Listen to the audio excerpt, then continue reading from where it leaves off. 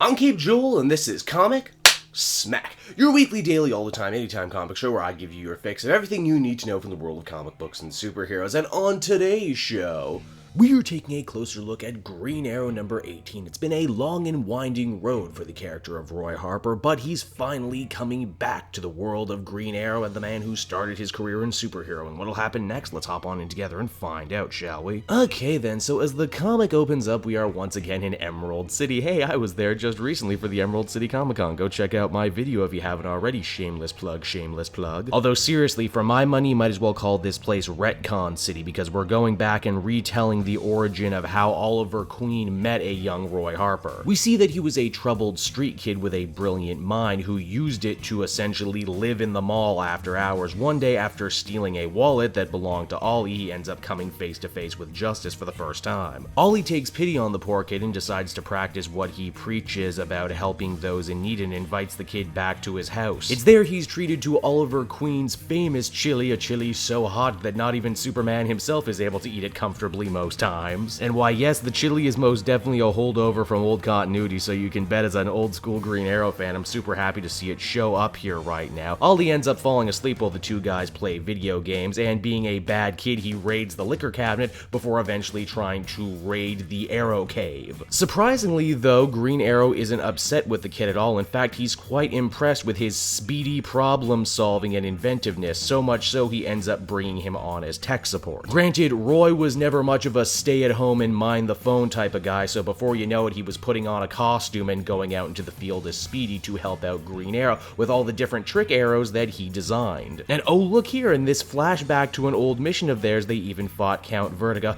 Oh, I love it when Green Arrow fights actual Green Arrow villains. You know what else is great about this flashback too? It lends credence to the idea that Speedy was indeed Green Arrow's first sidekick. No more of that Diggle was his original sidekick thing from the Lemire run. Now, that was all in the past. In the present, we see a now grown-up Roy Harper under the name Arsenal returning to Seattle and to the Indian reservation where he was raised. This is actually a super nice callback to old continuity where Roy Harper actually did have some Native American roots to him. Surprise, surprise, and a nice bit of pulled from the headline storytelling, the reservation that Roy called home growing up just so happens to be embroiled in a pipeline controversy right now. Furthermore, well, Roy just wants to help out the people who helped raise him. His surrogate brother on the res, yeah, he doesn't want to see him at all. It seems that he still judges him for being a junkie and a loser for all those years, and I'm glad they do mention junkie. That was one of the weirdest New 52 changes where he became an alcoholic instead of a heroin addict. But whether they like it or not, the people of the res are going to need Roy's help as they're getting harassed by a violent group calling themselves, get this, the Wild Dogs. A bunch of dangerous, radical libertarians inspired by the Wild Dog hero. Wow, that's so amazing that Wild Dog is part of Team Arrow on that CW show I don't like, but here he's inspired a bunch of straight up villains. A big fight eventually breaks out and Arsenal is saved by the intervention of his old mentor Green Arrow, who has come to help. But here's a shocker for you. It turns out Roy doesn't want Ollie's help because, as he puts it, this whole pipeline thing, it's his fault. Dun dun dun. Green Arrow number 18 was a really solid issue. Beyond that, it feels like a story that was almost tailor-made entirely for me. Anyone who's listened to my work for any period of time will know how much I have said Roy Harper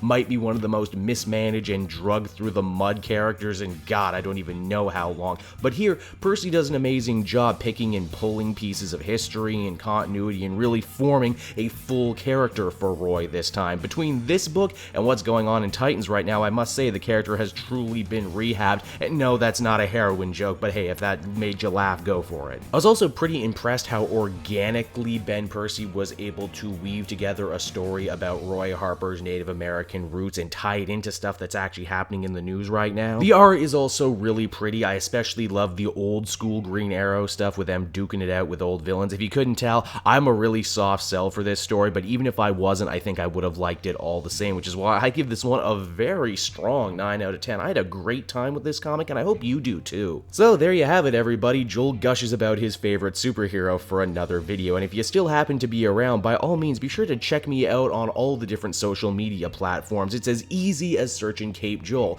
be it Facebook, Twitter, Instagram, even Twitch. I'm on them all, man. Or if you want to drink on in another video, here's some options for you right here. Hey, maybe you're in a generous mood and want to help the creation of more videos like this one. I got a Patreon, so until next time everyone, I will see you in another video.